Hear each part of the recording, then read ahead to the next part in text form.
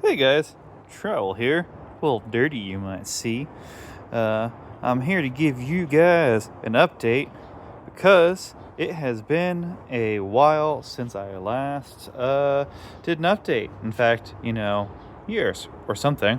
I'm terrible at this stuff. You might notice things are a little different than my last setup, but I'm here to give you guys a quick little garden tour of whoever cares to see my fun little plants. Because, since move-in, getting a bit of a yard, there's stuff you can do as a renter, especially some stuff if you get your landlord's permission and whatnot. It can be really fun. And I pulled off some really wild stunts since the last time I talked to you guys from my time apartment living. The primary thing that I've got, well, I mean, you see a lot of things that are different, but the thing I'm most proud of is right here. Here we are, mid-March. You can see plenty of still dead parts on the tomatoes, but I managed to get 3 vining tomatoes to survive over winter up here in Northern California. And so it gets fairly cold, might even hit sub-freezing a few times out where I'm at, Zone 9B, but the tomatoes all managed to survive. So mid-March, I've already got tomatoes that can still shoot all the way up through this little grate thing in the back.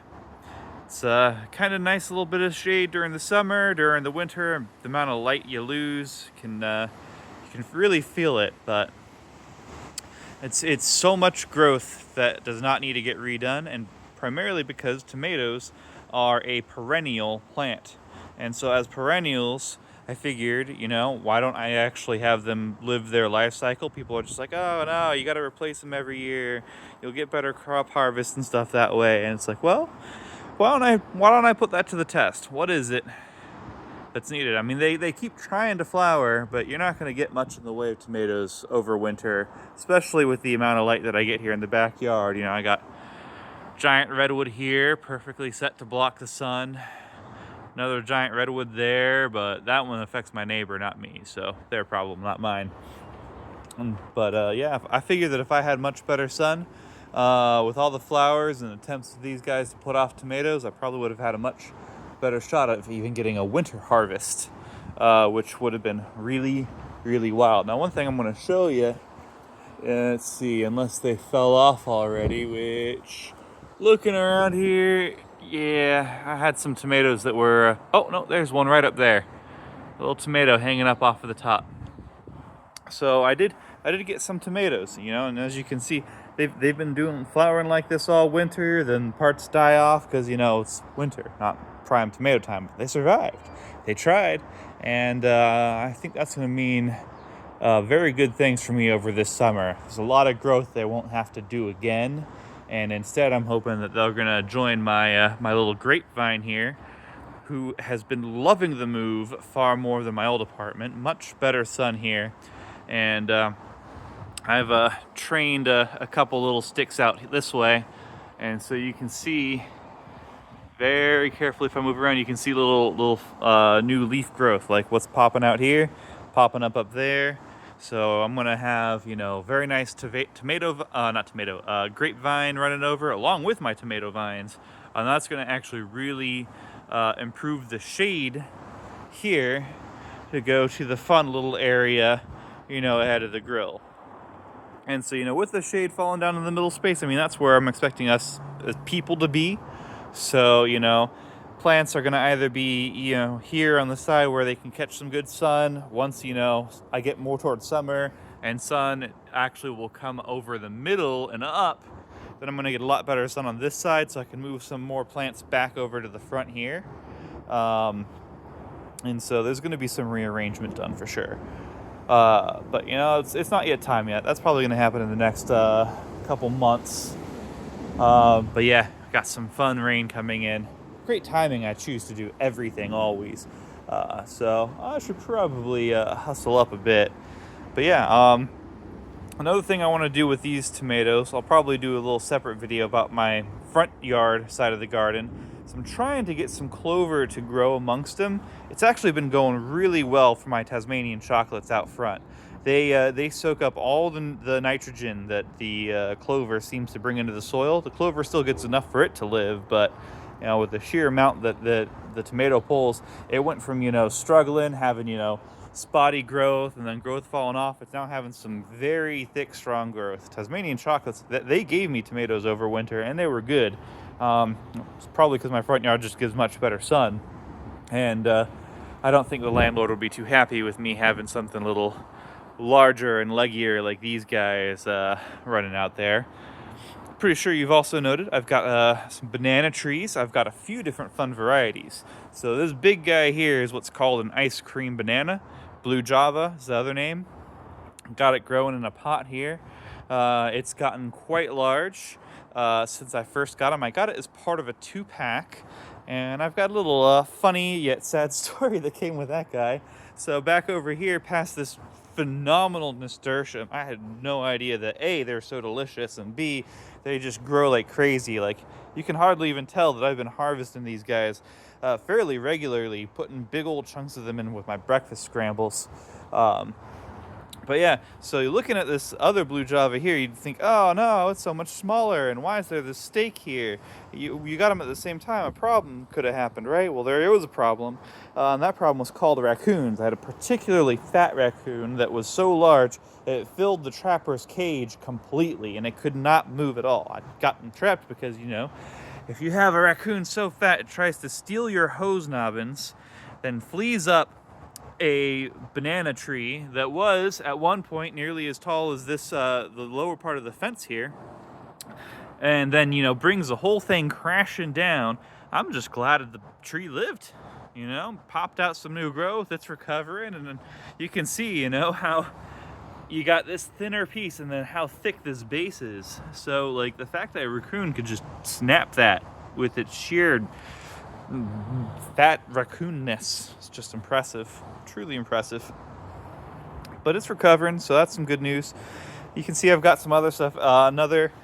This guy, the tomato, it's called the mortgage lifter.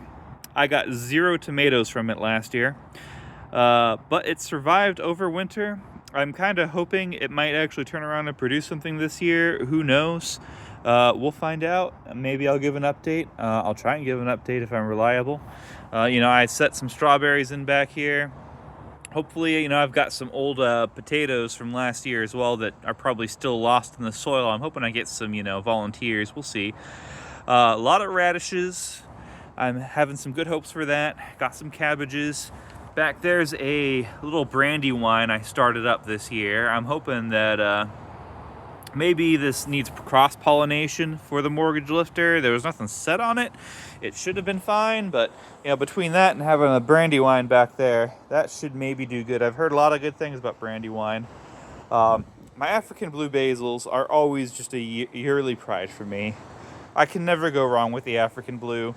They don't care about winter. All my other basils, and I had a dozen others. I had cardinal basils, Thai basils, spicy globe, holy basils, like 2 different varieties of those. I had so many different basils, literally about a dozen different kinds.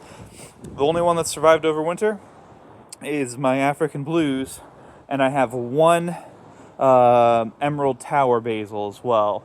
But it's looking pretty sad, so I don't have too much hope. But then, you probably certainly saw that I've expanded the number of orange trees I have. The one in my front yard that's been struggle busting for the past couple of years because of me figuring out how to grow orange trees is going real strong right now. It's about to go into full flower, so I really will need to do a front yard video too. But here I'm trying to, my gardeners made me a little sad. I had a lot of good clover going. Now I'm trying to reseed and grow some spots where they plucked it. I caught them in time to stop them from wiping out too much of it, but it's my goal is that as the tree needs to grow lots of greens, get a lot of fixed nitrogen coming in, and the rain is starting to come down on me here, so I really gotta kick it up a notch. But I've got essentially that's a blood orange. This one is a fairly rare variety called a Midnight Valencia. Should provide me some oranges one day that will be late season. Or not late season. They'd be like, they're supposed to be like September that you get oranges from them, but we'll see. I'm not going to get any this year. I don't think it hasn't flowered, and it got hit pretty hard by pests. This here is an improved Meyer lemon. This one got to keep most of its clover, made me fairly happy. And it's really starting to shoot out a bunch of, oh, come on, adjust right phone. Let's go. There we go. Yeah, it's shooting out a lot of more flower buds. The thing about lemons is that they love to produce lemons, so I'm pretty excited for that guy. Then back here is where I've got a lot of fun coming. I've got some thornless blackberries starting to sprout out some new growth. You know, I've got some carrots, more radishes, onions from last year that are running. So depending if you start them from seed, onions tend to be a 2-year thing. I've got an experiment that I'm running that might cut it down, where I'm using some cut onion bottoms and seeing if I can't regrow onion out of that. You know, I got some little broccolis back there, transplanted more begins with a C. What was the name of this strawberry? It'll come back to me. Got some African blue basil transplants that, you know, survived. This part doesn't get as much sun until we hit summer, and then the sun, when it comes overhead, gets a lot more good sun back here. But another fun thing I'm looking forward to is that back here, I've got a tiny little stick. There it is. Let's zoom in on that guy. You see the little buds coming out of that tiny stick right there? That guy is propagated off of my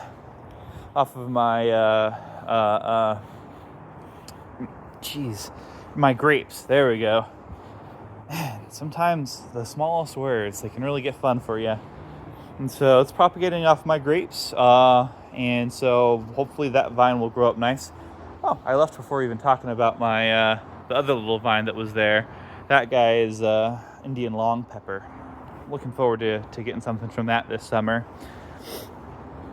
Coming back around, you know, I'd passed over. This is my Musa Valentina, a pink banana. Down there is a red Abyssinian dwarf banana tree. We'll see what we get out of that. The little aquarium is just fish. I wanted to try breeding frogs because I've got such a huge problem with slugs. Slugs this guy is regrown, but slugs had decimated this container's garlic chives growth, and now they're popping back. You know, some thyme. Got more of my my strawberries here. Plenty of red chilies. They overwinter just fine. Leaves are coming back out. And so, you know, I've been getting chilies even over winter. It's been pretty happy. Got potatoes here. Probably going to want to have to give these guys a trim. So I've got, as you can see, potatoes along with a lot of clover that just is feeding the soil. And so it's a big thing I'm trying to get into is feeding my soil. You know, I've even got a little compost bucket. With all the rain we get, it just fills with water, and I just shove a bunch of plant stuff into there, and it is very disgusting. I even toss in a bunch of food scraps, so create some very nutritious water that I'm testing out, dumping into things. You know, I always see a lot of great stuff other people get from it, so we'll see how well it plays for me. And then last year, slugs ate through all of my cabbage. This is a Mishihili cabbage. I've got 3 survivors out of, 15, 16 plants. And all the survivors, I've got 2 in containers, 1 in ground. This one's been doing by far the best out of all of them, probably because it's also got some of the best light out here and is not being murdered by slugs, and that certainly helps. But you can still see they just got nibbled, and this one's doing the best. But yeah, this poor broccoli over here, you can see it's got chomped pretty heavily. You know, I've got some sweet marjoram going. This sad guy over here is a bush that I don't particularly care about, and it goes through cycles of getting annihilated by powdery mildew and then regrowing out a ton of green growth. And it's what is it? It gives those tiny little red fruits that everyone says is a superfood, and is a goji berry. They're not particularly delicious berries, although I had one. It was a lot better over this winter than it was before, but still, for the most part, I'm not a fan of them. I don't know, maybe if it got a better sunspot or something, I don't know. But yeah, the clover has certainly been doing a lot better because that was put in fairly depleted soil in the first place. And so the fact it's able to shoot out so much more growth and continue to maintain its life and death cycle, I don't know. I'm not a fan, but it's not my plant, it's my roommate's plant, and I keep it alive, so And then over here, this guy's been fallow for a good several months. You can see the dead remains of tomatillo tomato here. Probably because just, tomatillos need a lot more sun. They need multiple tomatillos in order to even like produce fruit. It's been a much more challenging tomato for me.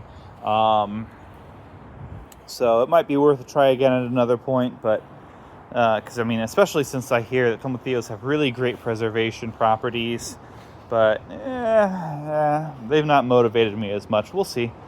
And I've got my garlic coming in strong. Could barely even tell the guy was there when I had a full cucumber vine running up.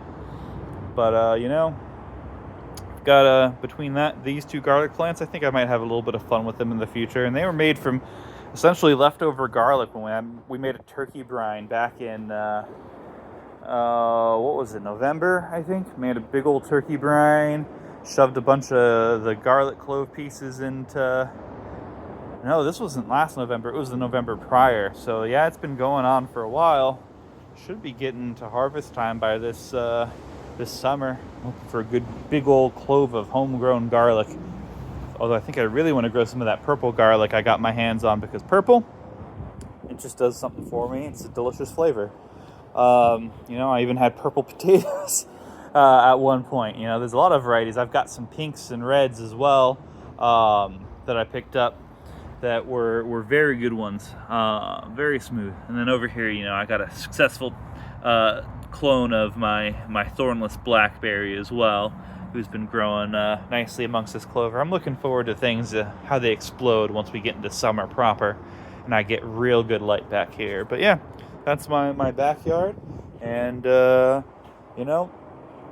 suppose I'll leave you with one more fun little sad story. You see this guy full of algae now. I mentioned earlier I was attempting to raise frogs to fight the slugs here. I even went to the effort of getting a fancy pedestal and everything, because I've been fighting a losing battle against the raccoons, and they've eaten every single thing I put in here. I put shrimp in, they tear it up and eat my shrimp. They eat my tadpoles. Like, I had some beautiful, huge leopard frog tadpoles that I put into here that got eaten, that never got to grow up. All my Pacific tree frog tadpoles got eaten up. Only thing that's doing good now is I've got a lot of Daphnia that you can kind of see jumping around in there. And so, Daphnia could be used as good food to feed my currently surviving.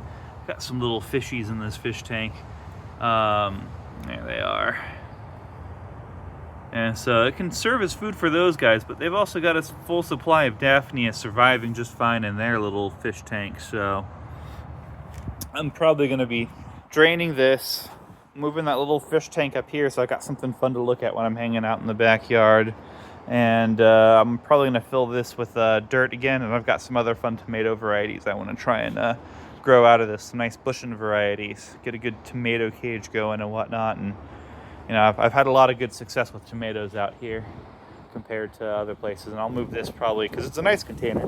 I can move it to my front so it doesn't look bad, and I can have a good wind there. Look at that. All that wind coming in is it's always fun for bananas. Bananas are not supposed to be in super windy areas, but when you're living out here in Cali, there's only so much you can do. So yeah, that's my backyard garden tour, and I'll talk to you guys again, who knows when, probably soon, maybe, probably.